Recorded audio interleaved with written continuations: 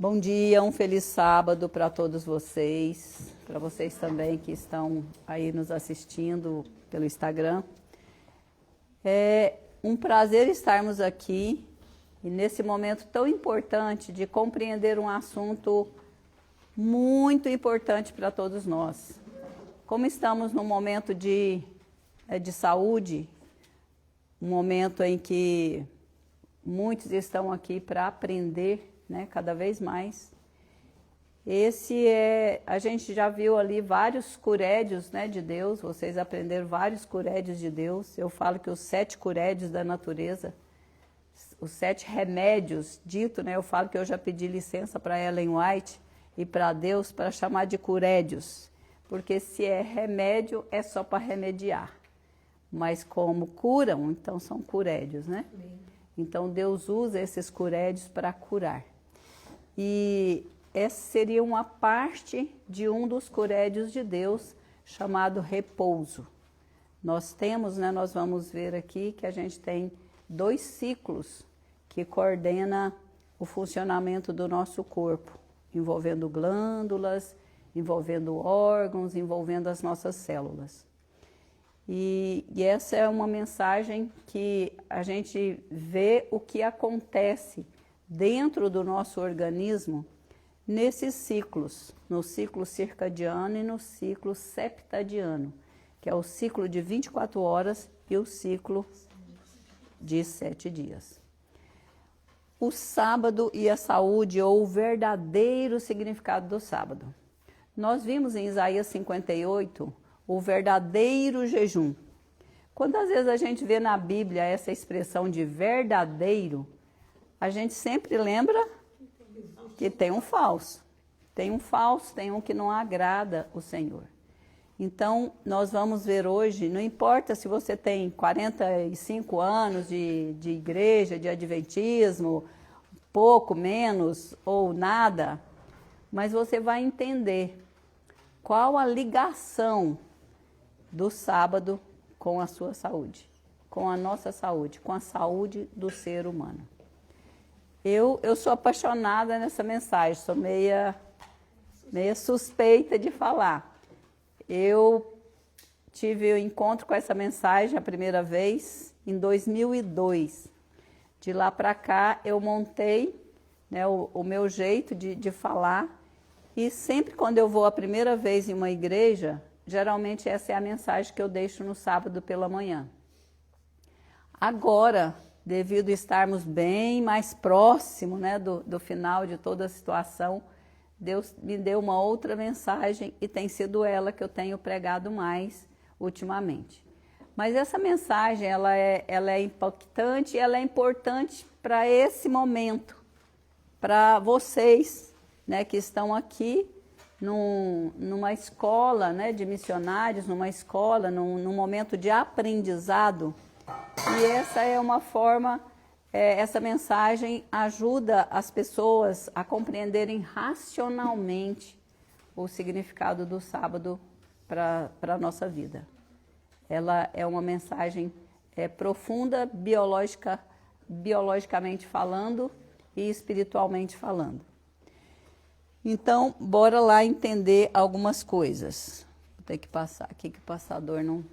Para a gente entender bem essa mensagem, a gente tem, para saber o significado das coisas, tem algumas experiências que a gente conta. Existem experiências que já foram feitas, né, com cães, mas eu gosto sempre de contar a experiência que aconteceu com o primeiro cãozinho que os meus filhos tiveram. Chamava Mel. O Mel amava fazer caminhada comigo. Então, sempre que ele me via em trajes de caminhada, ele já se adiantava, corria latindo para o portão e ficava me aguardando para a gente sair para as nossas caminhadas. Mas um dia, o Mel foi atacado por um cão 3 vezes maior que ele, e desses cães que ficam presos, né? Já sabe quando escapole. E quando a gente estava passando, o cão atacou o Mel, começou a atacar o Mel, e o Mel conseguiu escapar. Só que ele sumiu. acho que ele voltou para casa e eu terminei a caminhada sozinha. Aí eu pensei, amanhã o Mel não vai querer vir para a caminhada comigo. Ah, mas estava lá o Mel, eu pronta para a caminhada e o Mel também pronto para a caminhada comigo. Nós estamos fazendo a caminhada, mas quando chegou naquele local que o Mel foi atacado, ele começou a pular nas minhas pernas. Pular e querendo me impedir de passar naquele lugar. E o primeiro dia eu desviei do caminho. E a gente continuou a nossa caminhada normal. No dia seguinte, falei, não vou desviar hoje. Mas o Mel estava ali pulando nas minhas pernas. Aí eu fingi que peguei alguma coisa no chão. Aí o Mel recuou, ficou aqui do meu lado e a gente passou. E ao passar, ele já começava a correr e brincar sozinho. Então, aquele episódio passou a ter um significado para o Mel. Se os próprios animais agem segundo o significado das coisas para eles, quanto mais nós, seres humanos, devemos agir conforme o significado. Então, não importa, talvez eu esteja falando aqui para pessoas que têm 50 anos ou mais de adventismo, mas você vai ver hoje um significado diferente. Um significado diferente do sábado. E para a gente entender essa mensagem, nós precisamos, porque nós vamos fazer um paralelo aqui, nós precisamos entender algumas coisinhas. Primeiro, que nós somos seres formados por células. São mais de 100 trilhões de células compondo o nosso organismo, todo o nosso corpo. Essas células, é claro que alguns têm mais, né? Como Marcelo, a Ângela tem menos, né? Tem menos células, mas basicamente a gente tem essa média de células. É como se fosse as paredes de uma construção em que a gente tem os tijolos formando a unidade básica da parede. Então, a célula, ela é uma unidade básica. Com isso, a gente pode pegar uma única célula para a gente poder entender o todo. E é isso que a gente vai fazer aqui. Eu não precisaria derrubar a parede para saber a natureza do tijolo, né? Então, nós vamos isolar uma célula para a gente entender o que acontece, né, dentro dessa célula no contexto da mensagem que a gente está falando aqui com vocês. Nós conhecemos a mensagem do santuário e sabemos que todas as doutrinas da nossa igreja passam pelo santuário. O santuário é o caminho. E não é diferente também com a mensagem do sábado. Nós, só recordando rapidinho, o santuário, ele tinha o pátio, o lugar santo e o lugar santíssimo. No lugar santo, nós tínhamos o quê? Nós tínhamos do lado esquerdo o castiçal com as 7 lâmpadas, que é símbolo do Espírito Santo, né? A presença do Espírito Santo durante todos os períodos da igreja, os 7 períodos da igreja. Do lado direito, nós temos a mesa com os pães da proposição. Os pães, tínhamos também ali outros utensílios, né? Mas basicamente os 12 pães ali, simbolizando as 12 tribos de Israel e simbolizando também Cristo, o pão da vida. O nosso suprimento físico, material e também espiritual. E adiante nós tínhamos o altar do incenso, símbolo, né, do aroma suave, do perfume de Cristo, né, que sobe, que as nossas orações sobem, mesclada aí com o aroma de Cristo, com o perfume de Cristo. E atrás desse altar tinha as cortinas que separavam o lugar santo do lugar santíssimo. E no lugar santíssimo nós tínhamos a arca, e nessa arca tínhamos o quê? A vara de Arão, que nós não vamos estudar isso, mas tem significados. Tínhamos também o maná, né, que ficou guardado e provavelmente nós vamos conhecer esse maná. E tínhamos também as tábuas com os 10 mandamentos. Tá? Vamos nos focar nas tábuas com os 10 mandamentos. E ali tínhamos o Shekinah, o local onde Deus se manifestava, né? O Urim e o Tumim, as pedras ali, etc. Mas aí nós vemos que no lugar santíssimo agia o sumo sacerdote. No lugar santo, o sacerdote, no lugar santíssimo, o sumo sacerdote. Tá.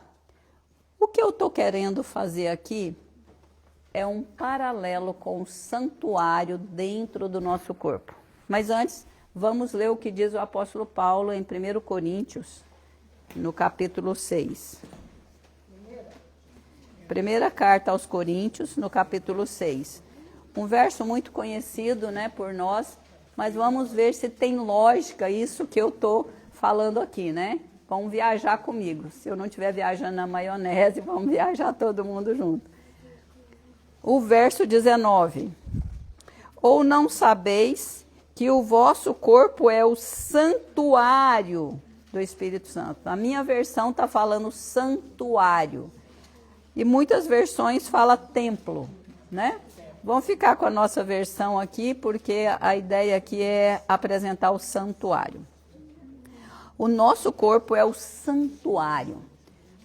Como o santuário é muito importante para nós, eu fico pensando, quando o apóstolo Paulo falou isso, será que ele estava vislumbrando o lugar santo, o lugar santíssimo no nosso corpo? Né, onde o Espírito Santo se manifesta?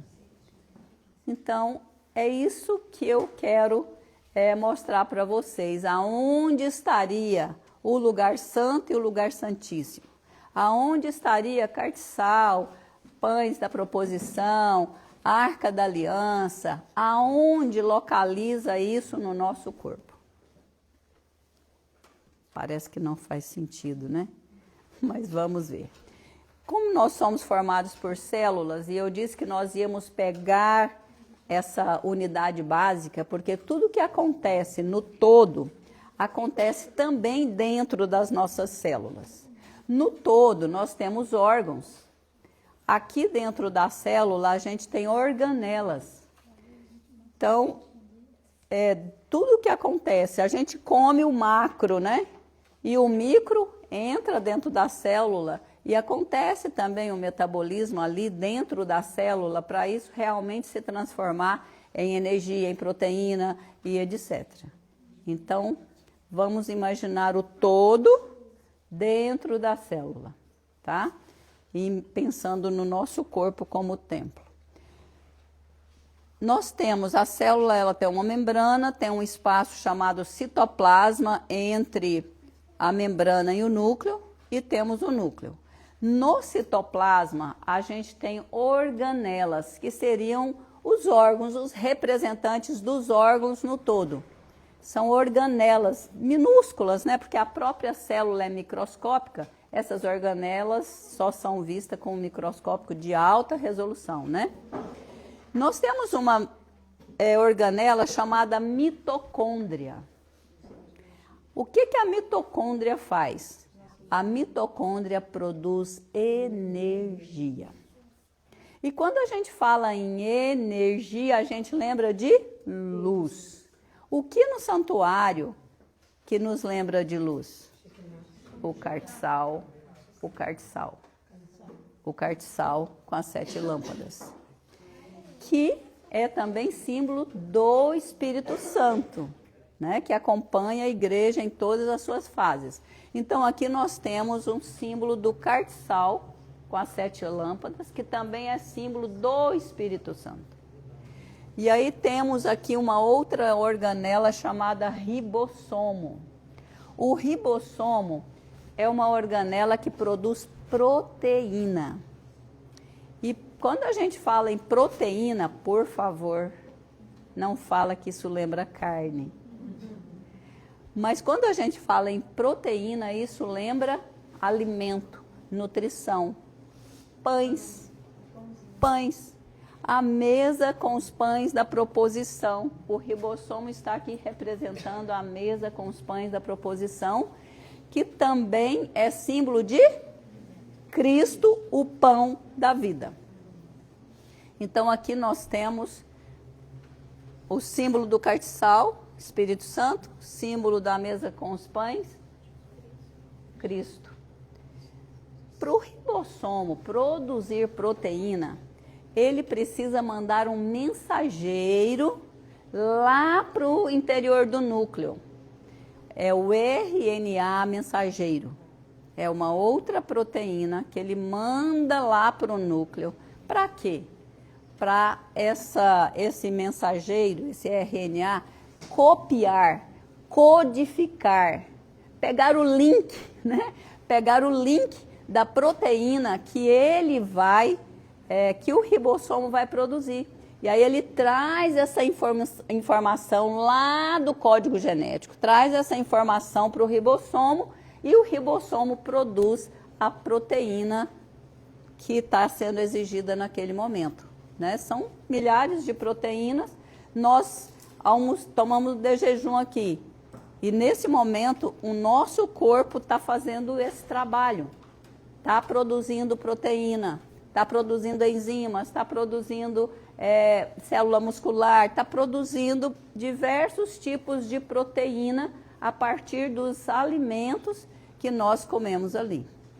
É claro que tem alguns organismos que estão produzindo mais glicose do que qualquer outra coisa, né? Porque depois daquele bolo, né? Mas a questão é que isso está acontecendo no nosso organismo. E para isso acontecer, o RNA mensageiro tem que pegar a informação no código genético, porque tudo é comandado pelos genes. Né? O nosso cromossomo ali com todos os conjuntos de genes que traz essa informação. E ele então volta aqui e determina e fala, ó, vai produzir a proteína X, Y, Z. E aí nós vemos aqui o quê? Se aqui é símbolo de Cristo, o RNA mensageiro está fazendo o papel do sumo sacerdote. E se o nosso código genético está dentro da célula, vamos ver, aqui nós temos o nosso código genético, que ele acho que se fosse desdobrar isso ia dar quilômetros, né, de tamanho. Ele é bem enroladinho lá dentro do núcleo. A palavra código significa o quê? Temos estudantes de direito aqui, advogados, alguém que entende de leis. Conjunto de leis. Código é conjunto de leis. Então, nós temos aqui a representação dos 10 mandamentos. Os 10 mandamentos é apenas um resumo. É um resumo, mas o nosso código genético não tem resumo. Aqui nós temos milhares de genes representando essas leizinhas. Nós temos leis para tudo no nosso código genético. Nós já sabemos que determina cor de pele, cor de olho, cabelo liso, cabelo crespo e etc. Mas não é só isso. Todo o funcionamento do corpo também é determinado por essas leis, por esses genes, por essa informação genética. Tudo acontece aí. Então, nós temos os 10 mandamentos aqui, não resumido. Nós temos não só os 10 mandamentos, melhor dizendo, mas nós temos todas as leis que regem o funcionamento do nosso corpo e que regem a nossa vida. Estão escritos aqui. Será que eu estou falando uma coisa meia estranha? Abra sua Bíblia em 2 Coríntios, capítulo 3. Olha que coisa incrível nós encontramos aqui no capítulo 3, também no verso 3. E existem outros lugares da Bíblia também, tá? Olha o que está escrito aqui. 3. 2 Coríntios 3. Já é manifesto que vós sois a carta de Cristo, ministrada por nós, e escrita não com tinta, mas com o Espírito do Deus vivo, não em tábuas de pedra, mas em tábuas de carne. Tábuas de carne. Ele está referindo aqui àquilo que foi escrito em tábuas de pedra. O que foi escrito em tábuas de pedra? Mas agora, esses mesmos 10 mandamentos, escrito em tábuas de pedra, foi também escrito em tábuas de carne. Eu estou querendo dizer que os 10 mandamentos está escrito no nosso código genético? É exatamente isso. E hoje eles já descobriram até mais coisas, né? Até a assinatura de Deus eles já descobriram no nosso código genético. Mas aqui hoje, nós não vamos descobrir os 10, mas nós vamos encontrar o quarto. O quarto mandamento. Que é, na verdade, o sinal. É o sinal, o selo de Deus. Então, bora lá entender isso. O que é essa lei? Como que ela é encontrada aqui? Não sei quantos lembram do projeto chamado Projeto Genoma. O Projeto Genoma ficou quase 10 anos, vários países estudando o código genético. E descobriram muitas coisas incríveis. Quem não lembra da ovelha Dolly, né? Eles chegaram ao ponto de isolar, né, uma única célula de uma ovelha adulta e conseguiu isso. Dá uma cutucada aí no colega, não deixa cochilar. E eles então conseguiram, a partir de uma única célula, formar um animal adulto, que foi a ovelha Dolly.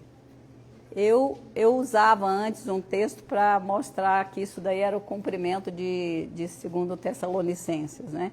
Mas não vamos andar por esse caminho. Mas só para vocês entenderem, durante esse período de quase 10 anos estudando, a proposta era 10 anos, mas eles conseguiram alcançar o objetivo desses estudos antes de completar os 10 anos. O Brasil fez parte desse projeto, alguns países fizeram parte, o Brasil estava lá. E aí eles descobriram muitas coisas interessantes.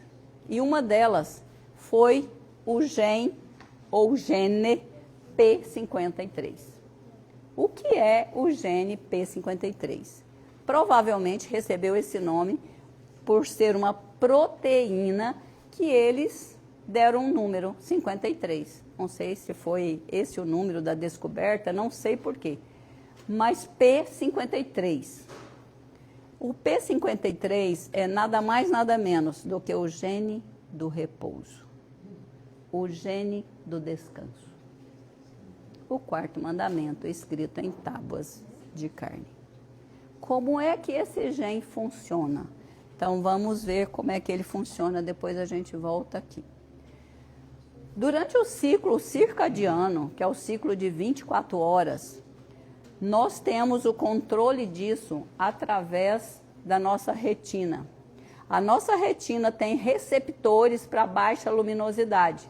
E quando o sol se põe no horizonte, a nossa retina reconhece essa baixa luminosidade, manda uma mensagem para a nossa pineal, que é uma glândulazinha na forma de pinha, lá no centro do cérebro. E essa glândula, então, vai emitir uma informação química para todas as nossas células. E a informação é: descansa, descansa, descansa, descansa, descansa, descansa, descansa.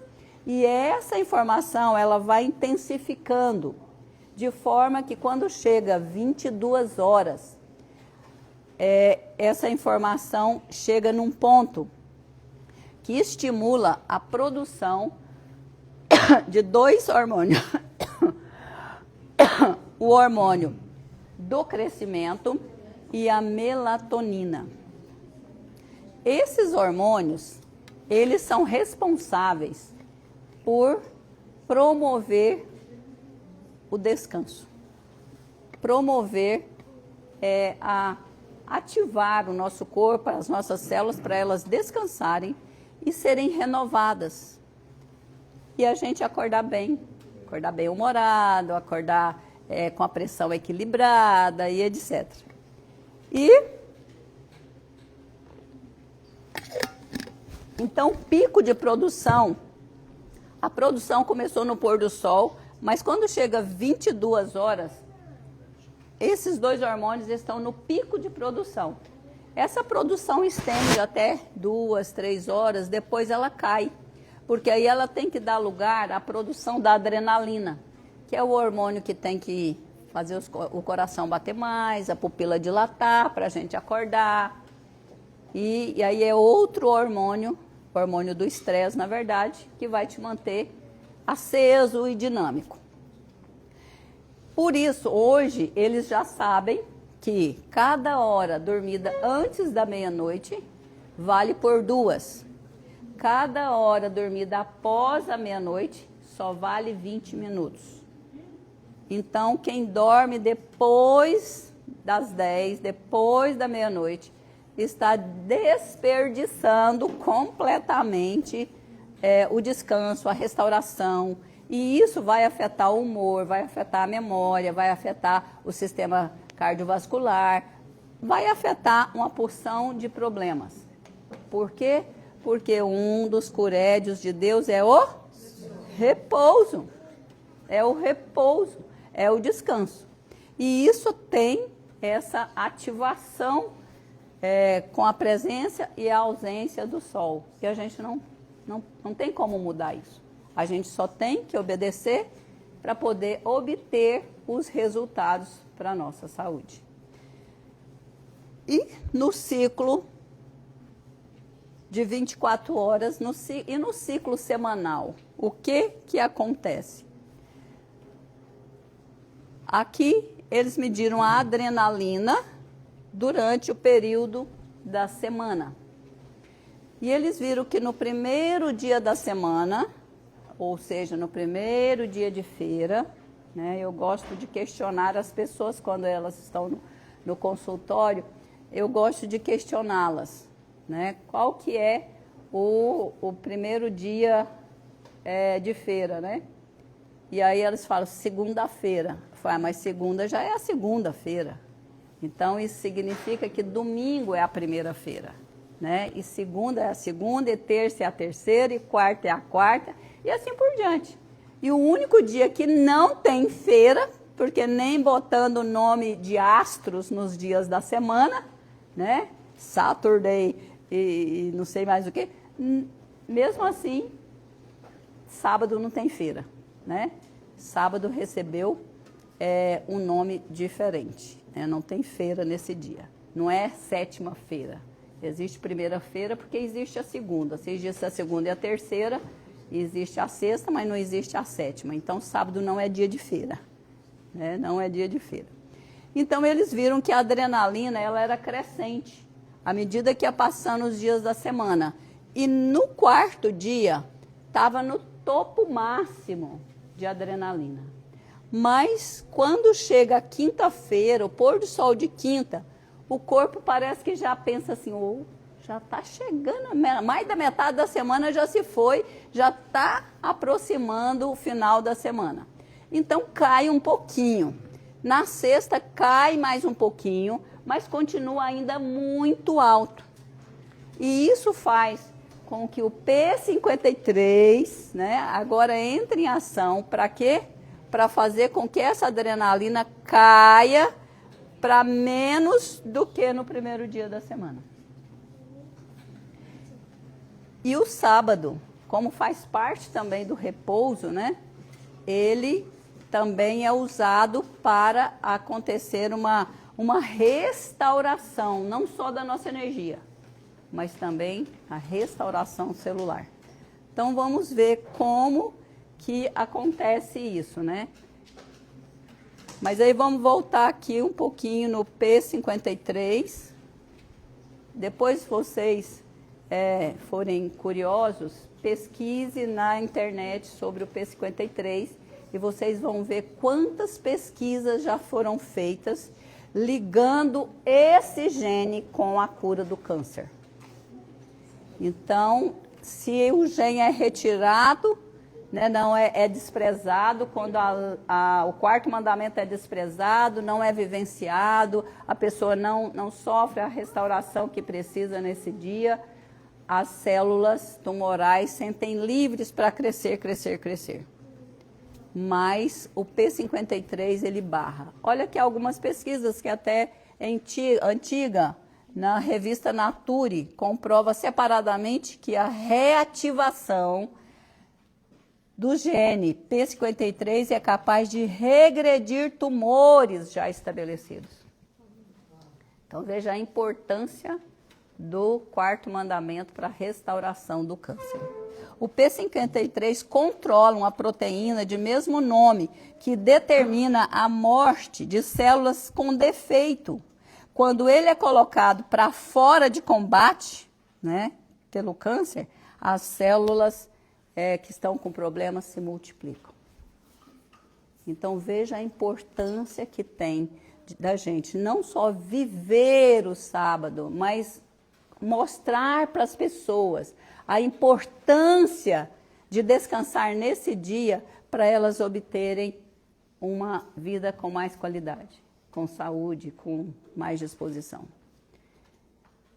Eu já vi falar, e não tem pouco tempo eu vi de novo na internet, que na Europa, não sei se foi a França, que estabeleceu uma semana de 11 dias. Foi a França, né? Deixando o povo trabalhar 10, descansar no 11º. Aí foi um arraso. Muitos atestados, muitas pessoas tiveram que ser afastadas do trabalho por causa do estresse, né, e tal. Então eles falaram, não tem jeito da semana ser de 11 dias, não. Vamos voltar para ser 7 dias mesmo. Então Deus já sabia que nós não suportaríamos estressar mais do que 6 dias. Por isso ele já determinou, separou esse dia. Mas Deus não fez só isso com o sábado. Vamos lembrar o que foi que Deus fez com o sábado. Quando a gente lê em Êxodo 20, o que a gente vê lá no verso 11? Deus fez 2 coisas com o sábado. O que ele fez? Ele abençoou e santificou. E agora vocês vão me responder. O que significa abençoar? O que significa abençoar? Quando você abençoa alguém, você está curando alguém? Está desejando bem. Vendo como a gente faz as coisas? O sábado traz para nós alegria e também traz saúde. Eu quero saber o que significa abençoar, independente de sábado. É só para fazer vocês pensarem que a gente age sem saber o significado das coisas. Por isso a mensagem, o verdadeiro significado do sábado. A gente abençoa as pessoas, mas a gente não sabe nem o que a gente está fazendo. Vamos aprender na Bíblia para nunca mais esquecer? Em vários livros da Bíblia, vamos em Gênesis, no capítulo 1. No capítulo 1 de Gênesis, isso está espalhado, depois você pode ser curioso e procurar também. Quando chega no verso 20 até o verso 22, Deus cria ali os peixes, criam vários seres viventes, as aves e tal. Vamos para o verso 22. Deus os abençoou, dizendo: multiplicai, frutificai e multiplicai. Para aí. Vamos para Gênesis 9. Gênesis capítulo 9, verso 1. Abençoou Deus a Noé e a seus filhos e disse: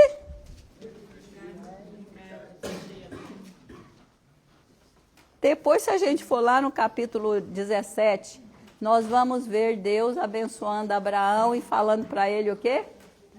Abraão, olha para o céu, tá vendo? Sua descendência vai se multiplicar desse jeito.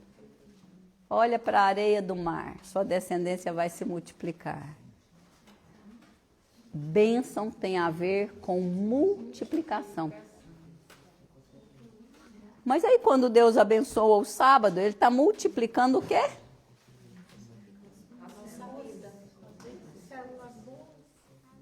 As células. Ele está multiplicando células.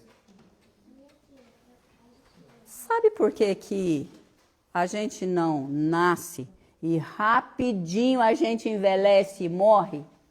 Porque as nossas células são renovadas. Para elas serem renovadas, elas precisam sofrer multiplicação celular.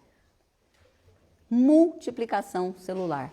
Mas isso quer dizer que as nossas células só se multiplicam no sábado? Não. Tem células que se multiplicam em 24 horas. Tem células que se multiplicam durante um mês. Tem células que se multiplicam durante um ano. Tem células que se multiplicam durante mais de anos. Se a gente for ver, o nosso próprio couro cabeludo se renova completamente e você não fica careca. Porque isso está acontecendo todos os dias. Isso está acontecendo na sequência da nossa vida. Isso por causa de quê? Da multiplicação celular. Da multiplicação celular. Mas qual é a segunda coisa que Deus fez com o sábado? Santificou. E novamente eu pergunto para vocês, o que significa santificar? Separar?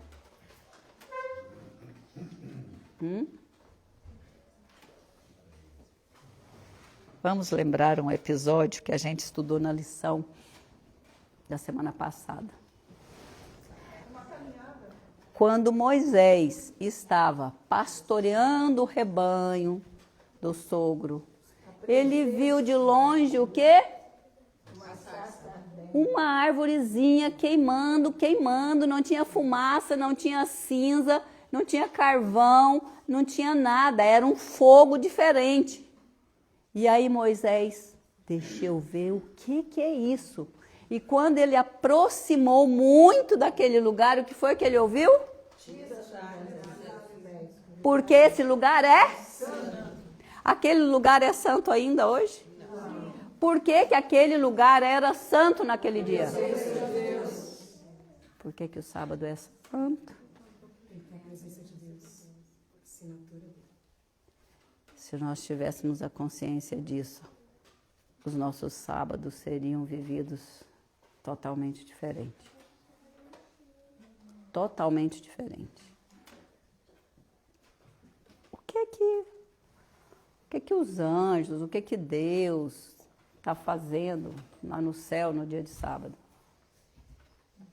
O céu desce, gente, o céu desce. Amém? Amém. Agora eles descem para quê? Para abençoar. Tá. Abençoar é multiplicação celular. A gente já viu que é multiplicação celular. Então, eles não descem para fazer multiplicação celular. Eles descem para restaurar a imagem de Deus em nós. Eles descem para consertar os genes que foram estragados durante 6 dias, comendo errado, dormindo tarde, bebendo errado, fazendo tudo errado. Estragou as células. Uma célula alterada para o câncer, ela fica segurando. Eu não posso multiplicar. Se eu multiplicar, eu vou virar um tumor. Eu não posso. Ela fica tentando não se multiplicar. Porém, ela fica esperando. Estou arrepiando aqui. Ela fica esperando ser consertada. Para depois ela se dividir numa célula nova, perfeita, sem defeito genético, sem alteração para o câncer.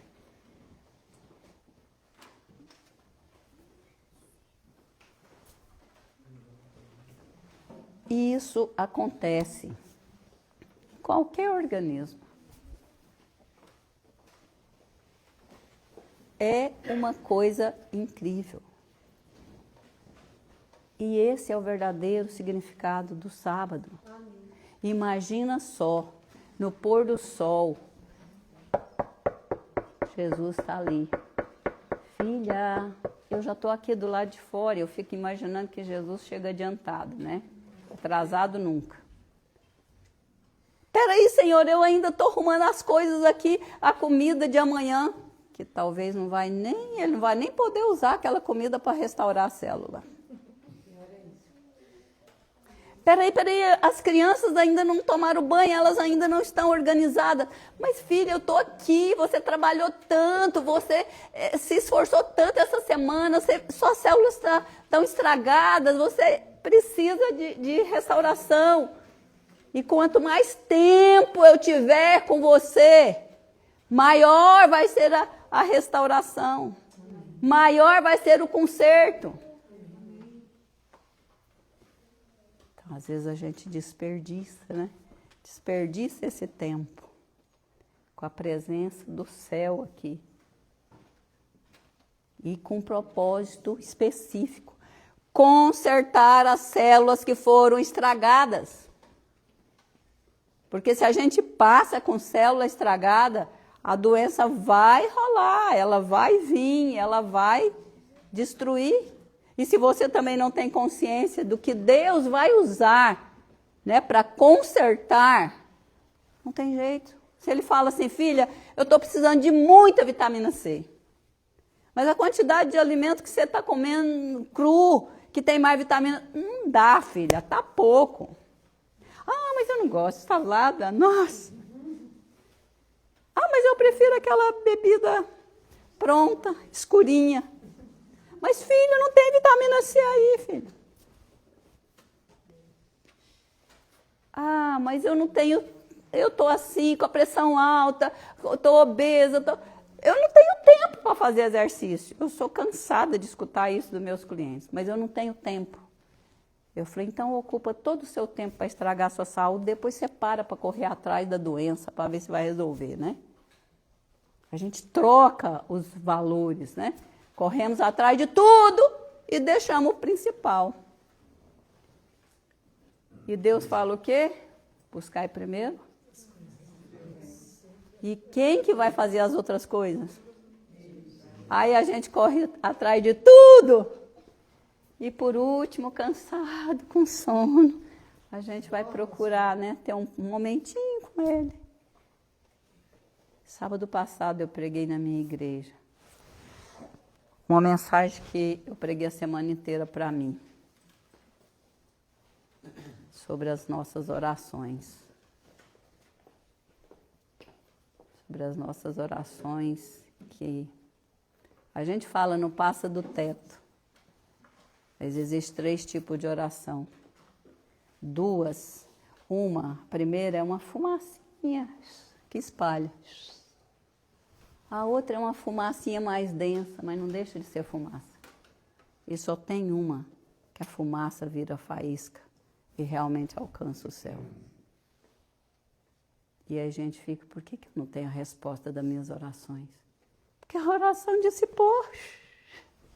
E Satanás é expert para dispersar a gente, para a oração ser desse jeito, né? Para a gente não aprofundar mesmo. Então, nós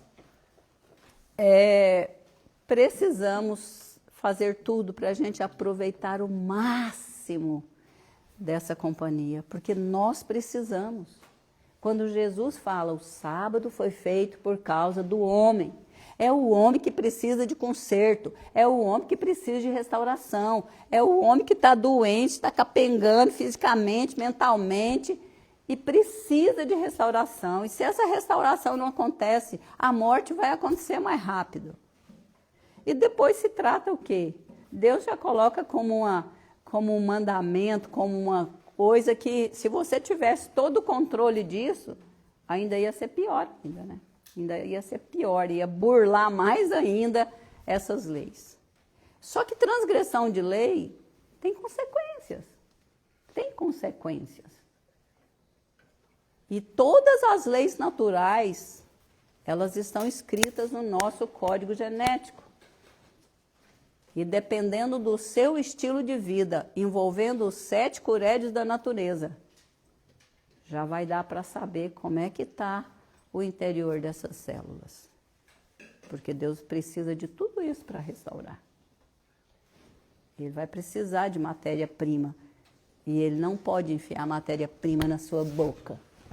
Você tem que escolher, você tem que entender o processo. Ah, eu quero ser curada.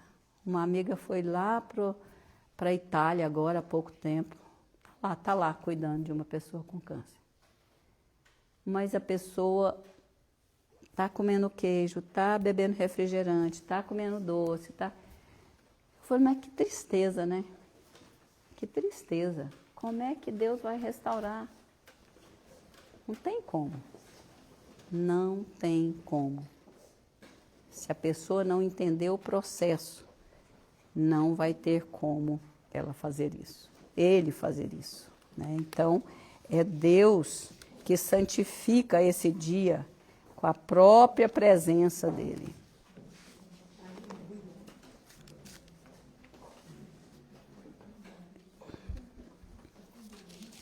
Vamos ler. Será que Deus faz isso só com o sábado?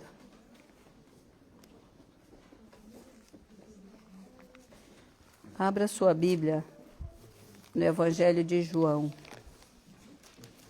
no capítulo 5.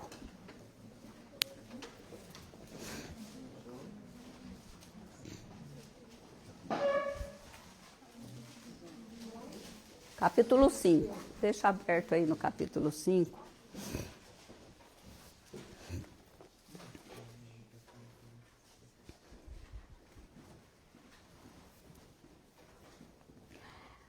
Vamos ler. Deixa eu falar aqui. O capítulo 5 todo está contando a experiência lá do paralítico de Betesda, ok? E aquele dia era sábado. E se a gente for analisar, qual foi o dia que Jesus mais curou? Sábado. Sábado é dia de restauração. Sábado é o dia da presença dele para restaurar nosso organismo. Por isso que a maior parte das curas foram realizadas no sábado. E naquele episódio ali do tanque de Betesda, Jesus ele foi... às vezes eu nem sabe, fica difícil da gente usar uma expressão, né? Porque ele não só curou o paralítico, né? 38 anos o cara paralítico ali. E Jesus chega, eu falo que ele faz umas perguntas muito óbvias, né? Muito óbvias. Ele chegou perto do cego Bartimeu e falou o que pro cego? O que você quer que eu te faça? O que um cego quer, gente? Quer enxergar. Aí ele chega perto do paralítico de Betesda e pergunta a mesma coisa. O que você quer que eu te faça? 38 anos, o cara sendo carregado ali, né, levado ali para aquele lugar. Não sei por que os amigos só levavam até ali e não ficavam perto para rolar ele para aquele tanque, né, para ele ser curado, segundo a crença, né, daquela época. Mas 38 anos, ele até que recebia ajuda, mas a ajuda era até no meio do caminho, né, não completava. E Jesus chega e pergunta para ele, o que você quer que eu te faça? Mas sempre que Jesus faz essa pergunta e cura, o que ele fala também? Vai e não peques. E eu digo para os meus clientes e para vocês, vai e não coma mais.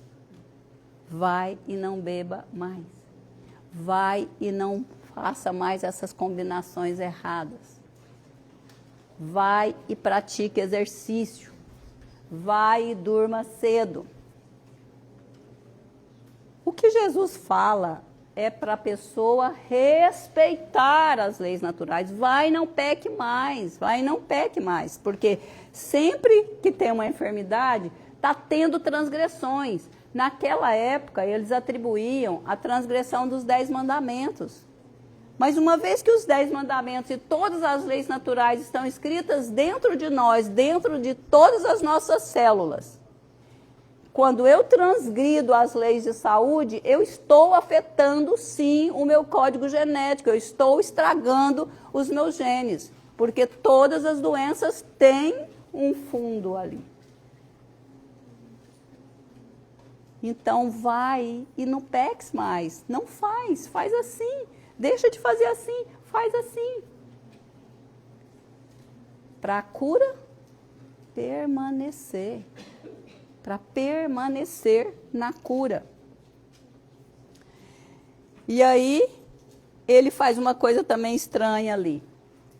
Ele fala para o paralítico que era para ele tomar o leito e ir embora. Mas não era dia de sábado. E não existia um tanto de preceitos em cima do sábado que não podia carregar nenhum lenço no bolso, né? Não podia andar 2.000 metros, só 1.000. Eram muitas leis que foram criadas pelos próprios judeus. E Jesus, como sempre nós vimos na lição, ele quis alcançar os egípcios, Faraó com toda a nação egípcia. Por isso ele foi permitindo, né, foi deixando tudo acontecer para que eles tivessem tempo de reconhecer quem era o Deus que Moisés estava falando que era. Que estava ali para libertar o povo. Então, para alcançar, porque se ele simplesmente cura aquele paralítico, vamos supor, tem uma multidão enorme aqui, o tanque está lá, o paralítico fosse curado, ele fala assim, sai de fininho e vai embora. Aí os fariseus que estavam cá no meio da multidão não ia ver nada. Não ia ver nada. Estão nem preocupados com o paralítico, nada. Mas quando aquele paralítico pega o leito dele, todo mundo conhecia. Um cara que 38 anos visitava aquele mesmo lugar, e ele vai saindo no meio da... Todo mundo viu. E aí, como eles estavam a fim de pegar Jesus justamente no ponto mais real, né, do que Jesus fazia, eles ficaram acusando, como já acusava Jesus de fazer milagres no sábado, ali eles acharam um ponto cheio, né, porque além de curar o paralítico, ainda mandou o cara levar a cama dele. E era proibido por eles. Não podia nem curar, quanto mais carregar uma cama, você não podia carregar nenhum lenço no bolso. Aí eles ficam lá, né, discutindo. Ei, tá vendo? Ele é transgressor da lei de Moisés e tal, aquele tititi do verso 14 em diante. Mas quando chega no verso 16, fala assim, ó, assim, porque Jesus fazia estas coisas, pronome demonstrativo, falando do que ele fez antes. Que estas coisas? Curas. Porque ele fazia estas curas no sábado, os judeus o perseguiam. Aí Jesus, no verso 17, ele dá um basta. Meu pai trabalha até agora. E eu? E até agora era que dia? E quem estava trabalhando com ele no sábado? Deus. O Espírito Santo já estava aqui. Ele desceu no Pentecoste e não foi mais embora. A missão dele é aqui. Então, estava quem fazendo essa obra? O Pai, o Filho, o Espírito Santo e os anjos. Estava todo mundo ali. O céu desce, gente, o céu desce. Invisivelmente, por enquanto. O céu desce. E o céu desce não é para curar só paralíticos. O céu desce para que cada um de nós sejamos restaurados. Para que as nossas células se renovem. Para que uma pessoa de 67 anos tenha a idade biológica de 34. No caso, eu. Porque Deus quer um povo de olho brilhando, de pele corada, um povo com disposição para levar essa mensagem para aqueles que não conhecem essa mensagem. Nem que seja para dar consciência para Faraó, que ele vai se perder, mas vai porque ele escolheu se perder. Eu estou olhando para ela porque ela falou assim, quem é o Faraó da sua vida? Então, quem é o Faraó que Deus quer nos usar para pregar a verdade? Nem que seja para ele se perder consciente. Nós estamos aqui para representar Deus para as pessoas. Não importa que seja um faraó turrão. um filho desobediente, um marido ranzinza, um vizinho chato, não importa. Deus quer que você seja Deus na vida dessas pessoas, como Ele fez com Moisés. A lição até usou o título, né? Deus tomou Moisés como Deus para Faraó. Nós somos o representante desse Deus. Nós somos os embaixadores. Eu espero que eu esteja viva até Jesus voltar. Mas eu não sei. Eu não sei se Ele está me preparando para o martírio. Eu não sei o que Ele vai querer da minha vida. Assim como nenhum de nós sabemos. Mas eu digo que a gente só tem 2 caminhos, se a gente quiser estar com o nosso Salvador. Ou sejamos mártires, como João Batista, ou vamos ser trasladados como Elias. Do contrário, estaremos no meio dos faraós para sermos destruídos. E não é isso que Deus quer, pelo contrário. Ele nos salvou para essa verdade, para que a gente seja luz para os outros. Seja luz para os demais. Tá. Então, esse é o ponto alto, né? Deus se faz presente. E Ele quer tirar tempo. Nós estamos aqui e Ele está trabalhando aí. Está trabalhando. A gente não está sentindo, mas Ele está trabalhando. Ele está trabalhando. Então, é Ele que santifica esse dia. E se a gente aceita, as coisas acontecem. Se Ele faz isso, não só com os animais. Lembra que Ele abençoou os animais e disse, crescei e multiplicai? Então, Deus também conserta genes dos animais. Nós temos algum exemplo. Cientistas encontraram uma girafa na África, toda desengonçada, comendo osso. E eles acharam muito estranho. Como assim que a girafa está comendo osso? Com toda essa dificuldade. Com aquele pescoção só enxerga aquelas folhas verdinhas, novinha, fácil de mastigar. Mas quando eles pegaram essa girafa e radiografaram, eles viram que ela estava com osteoporose. E onde que tem muito cálcio? Nos ossos. As folhinhas não estavam tendo cálcio suficiente para ela. Por causa das chuvas ácidas, o cálcio não estava ficando no solo e as folhas não tinham cálcio suficiente. E ela então, para começar, Deus fez ela olhar para baixo, né? Porque pescoção, olha para baixo, olha para baixo. E ela olha e de repente começa a ensalivar. Eu estou com vontade de comer osso. Não, eu devo estar maluca. Como assim? Osso? Não, eu nem tenho dente para... Não. Mas foi maior que ela. A irmã dela passou lá atrás, olhou para ela, falou assim, acho que a minha irmã ficou biruta. Deu agora para comer osso. Então, se Deus faz isso com os animais, depois eles encontraram uma espécie de macaco que desenvolvia uma anemia por falta de ferro. E aí eles acharam estranho, porque eles faziam um exame no macaco, depois pegavam o macaco de novo, o macaco estava sem anemia. Aí eles falaram, vamos marcar os macacos e ver o que eles estão fazendo. Aí eles viram que ele comia uma planta. Quando eles estavam com anemia, ele comia uma planta específica. E aí eles pegaram aquela planta, pegaram essa planta daqui, a daqui, levou para o laboratório e analisou. E aí eles viram que aquela planta que o macaco comia era a que tinha mais ferro. Porém, ela tinha uma toxina letal. Aí eles falaram assim, mas como que os macacos não morrem? Vamos ver o que eles fazem? E aí eles foram e acompanharam os macacos. E encontraram os macacos comendo carvão vegetal depois de comer a planta. Primeiro, quem falou para o macaco que ele estava com anemia? Segundo, quem falou para ele que aquela planta tinha ferro? Muito ferro.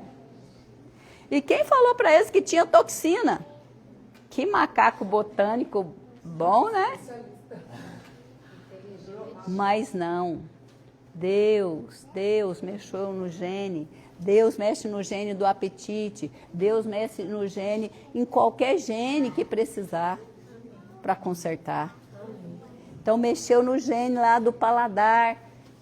Mexeu no gene dos macacos para saber, ó, essa folha aqui tem mais ferro por causa desse gostinho, não sei o quê. Não sei. Eu sei que Deus toca no gene, Deus mexe no gene, é Ele que mexe, é Ele que conserta, é Ele que liga, é Ele que desliga. Os genes são ligados e desligados. Exemplo, para vocês aprenderem, para ajudar as pessoas a entenderem por que não devem usar leite e derivados. Porque simplesmente o gene para digestão da lactose e da caseína são desligados depois que a gente para de mamar. Não é uma outra pessoa que tem intolerância à lactose e caseína, não. Todos adultos têm, porque o gene foi desligado. E uma vez desligado, não tem produção de enzima, não tem digestão. E não é só lactose não, a caseína também.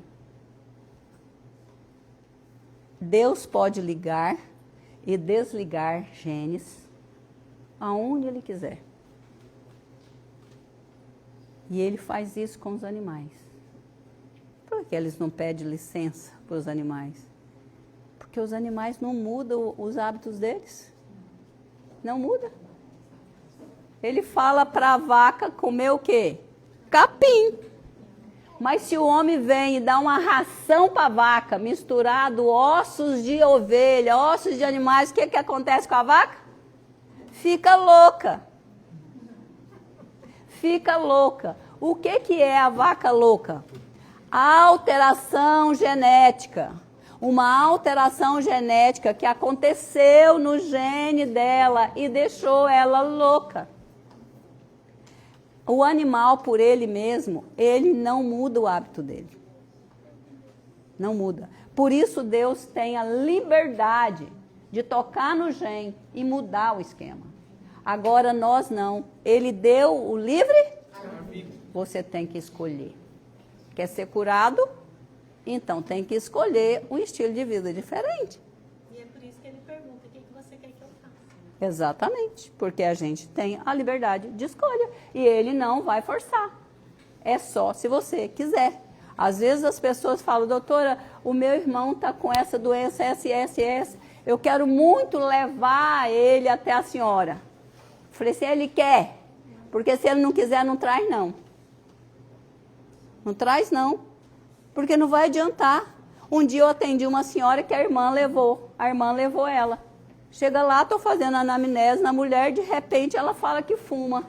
Aí eu começo, mudo todo meu repertório de conversa para falar sobre o cigarro.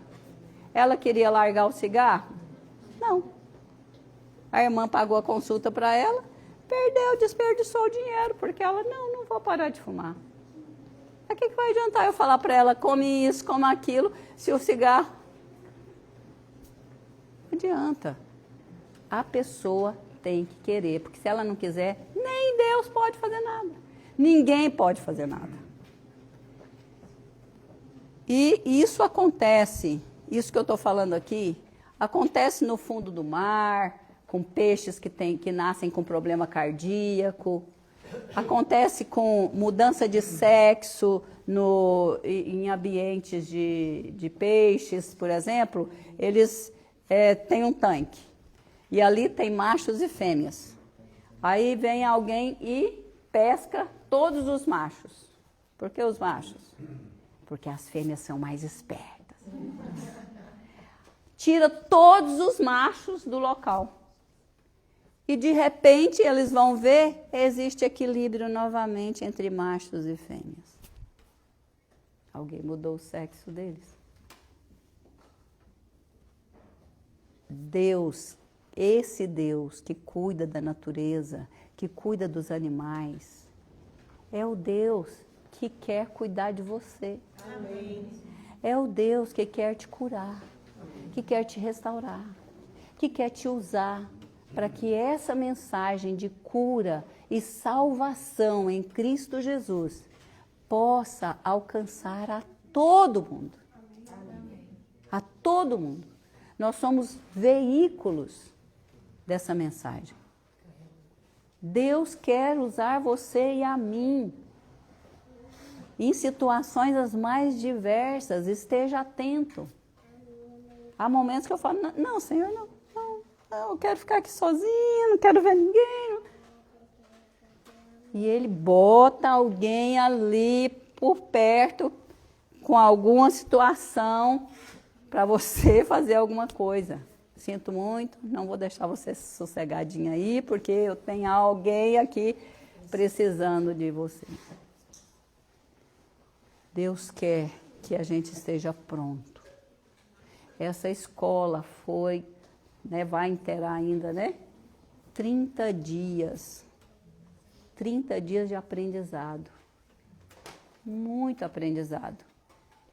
É muita coisa. Coisas que precisam ser digeridas ainda na cabeça de vocês. Mas aceite isso como uma ajuda assim, gigantesca. Sabe por quê? Porque quando Deus me chamou há 30 anos atrás, eu tive que enfiar a cara nos livros, porque não tinha internet. Não tinha internet. A minha primeira palestra eu fiz escrita à mão, num pedaço de plástico para botar num retroprojetor. E eu pensando que eu estava preparando para a minha primeira palestra, e eu estava sendo preparada para mudar os meus hábitos primeiro. Porque eu tive que mudar radicalmente em um mês. Antes de eu ir subir no púlpito para falar a primeira vez. Como que eu vou falar disso se eu ainda como? Como que eu vou falar? Não tem jeito. Então, nós somos os primeiros que Deus quer alcançar. Mas Ele não quer só nos alcançar. Tem milhares de pessoas que Ele quer alcançar lá. Entre salvos e perdidos. Porque a mensagem tem que ser dada para os perdidos. Porque a hora que vê o julgamento ali, eles vão ver passar na tela lá. Está vendo lá? Você recusou a mensagem. Você não aceitou. Ela queria te ajudar a parar de fumar, mas você não quis. Vai passar a cena na vista deles. Então, nós estamos aqui para ser exemplos. Não só para aqueles que Deus quer salvar, mas também para aqueles que serão condenados. Porque vai ser condenado de uma coisa que eles nunca viram falar? Não. Viram falar. Viu você, viu o seu estilo de vida, viu a sua forma de vestir, de beber, de comer. Eu às vezes fico pensando, a Bíblia fala tanto, quer comais, quer bebais. O povo dos últimos dias serão como os antediluvianos, que comiam e bebiam. Que mal que há em comer e beber? Comer e beber pelo próprio prazer. Sem se preocupar o que vai acontecer aqui. Tá tão gostoso. Que delícia, vou comer mais. E não preocupa se vai fermentar, se vai produzir álcool, se vai dar gastrite, se vai dar cólica, se vai dar gás, se vai dar dor de cabeça, se vai te roubar o tempo que você poderia ser testemunho lá fora enquanto você está aqui. Dormindo, acamado, precisando de alguém cuidar de você, ao invés de você cuidar de alguém. Todos os dias, nós ouvimos duas vozes.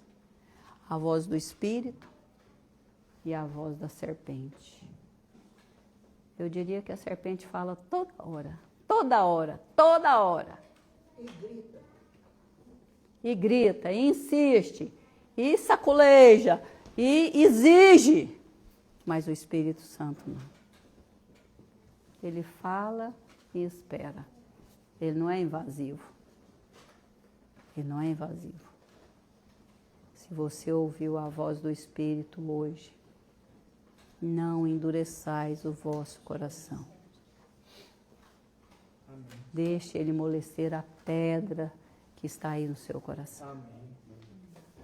Se tiver alguém que realmente sentiu o Espírito Santo falando, incomodando de alguma forma, e quiser ficar em pé ou der um passo aqui à frente e se colocar inteiramente à disposição desse Espírito, para que mais e mais e mais transformações aconteçam.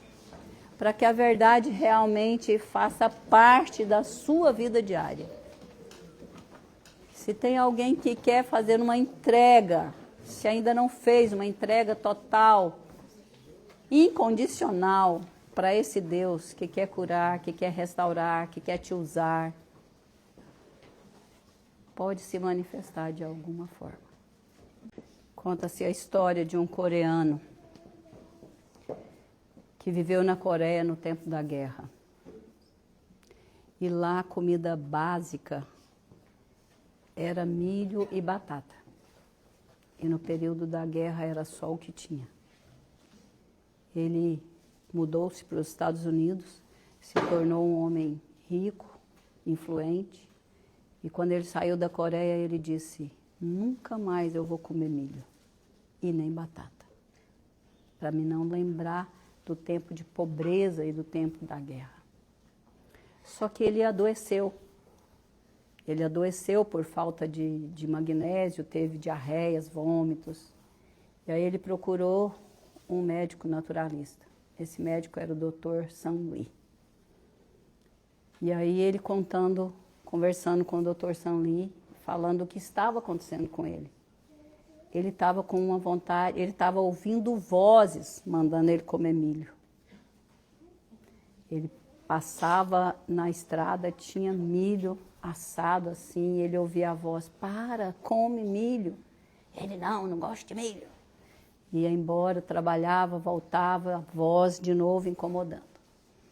Aí ele: não como milho, não como nem milho, nem batata, não como. E aí o Espírito Santo falando: não tem jeito, eu não consigo. Nem mexendo no gen dele, mandando ele comer milho, não vai comer. Aí começou a trabalhar com a esposa. Através do amor da esposa eu vou conseguir. E a esposa estava tranquila em casa, e aí deu uma vontade de repente de sair para fazer compras. E ela saiu, pegou algumas sacolas, foi ao supermercado. Aí quando ela foi entrar no supermercado, bem do lado de fora tinha uma banca, e ela ouviu a voz: leva milho. Ela foi: eu levar milho? Meu marido odeia milho, é capaz de brigar comigo. Entrou no supermercado, comprou algumas coisas, saiu na saída: leva milho. Aí ela: vou levar algumas espigas. Aí catou algumas espigas ali, pagou e foi para casa. Chegou em casa: o que eu vou fazer? Vou fazer um soufflé de milho. E ela preparou aquele soufflé com todo carinho, botou no forno. E aí a hora que o soufflé estava dourando, o que acontece? O cheiro toma conta, né? Igual aquela cozinha ali quando a gente entra. O cheiro tomou conta. E ele abriu a porta: oba, milho! Ela olhou, não entendeu nada, sentou na mesa e ele comeu milho.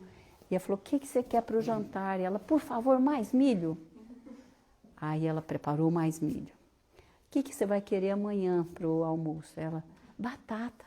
Por favor, faça batata. E ela preparou batata. E ele está conversando com o médico, falando, né? Aí o doutor Lee virou para ele e falou assim: sabe o que aconteceu com você? Não. Falei: quando você teve aquelas diarreias e vômito, você perdeu muito magnésio. E milho e batata são fontes de magnésio. Mas o que você está querendo dizer? Que Deus tocou no seu gene para fazer você comer milho e batata, para Ele te restaurar, te curar. O quê? Deus fez isso? Ele falou: fez. Por favor, eu quero conhecer esse Deus. Tem milhares de pessoas lá fora precisando conhecer esse Deus. Precisando. E Deus espera que você e eu apresentemos esse Deus para eles. Tem milhares de pessoas doentes. E diz Ellen White que as doenças só vão aumentar. E estão aumentando. E Deus quer nos usar para levar essa boa nova de que Ele está pronto para consertar os genes e curar essas pessoas. Não importa a enfermidade. E se tem alguém enfermo aqui com algum problema de saúde, saiba que Deus quer te curar para que você seja veículo de cura para outros. Não importa qual seja o seu problema. Deus pode. Ele nos fez do pó da terra. Consertar um órgão estragado, um gene estragado, uma vesícula bagunçada, é fichinha para Ele. Mas Ele não vai fazer isso se você não colaborar. E eu mesmo as pessoas precisam saber, Deus quer curar e Ele tem pressa. Tanto que Isaías 58, verso 8 fala o quê? E a cura brota apressadamente. Deus tem pressa. Deus tem pressa. Ele já queria ter voltado. Quem está devagar ainda somos nós. Oremos. Querido Deus e Pai, nós queremos te agradecer pelo seu grande amor. Primeiro, em nos criar. Segundo, em nos conceder Jesus e, através de Jesus, o poder do Espírito. Queremos ser guiados por esse Espírito, Pai. Ellen White diz que o Espírito Santo é nosso juiz e guia. Enquanto existe um julgamento no céu, o Espírito Santo está aqui como nosso juiz, mas também como nosso guia. Pai, nos ajude a permitir a guia do Teu Espírito, Senhor. Restaura a nossa vida, Pai.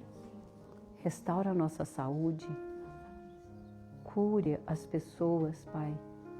Cure aqueles, se tem algum enfermo em nosso meio, Pai. Cura. Cura pelo Teu poder, porque a consciência do viver saudável já foi dada. Eles já aprenderam aqui durante todos esses dias. Então, Pai, aumente o propósito no coração de cada um dos Teus filhos que vieram aqui. Vieram com um propósito, mas com certeza voltam com outros propósitos ou com mais propósitos ainda. Fortaleça o propósito de cada um dos Teus filhos e usa-nos em nome de Jesus. Amém. Amém.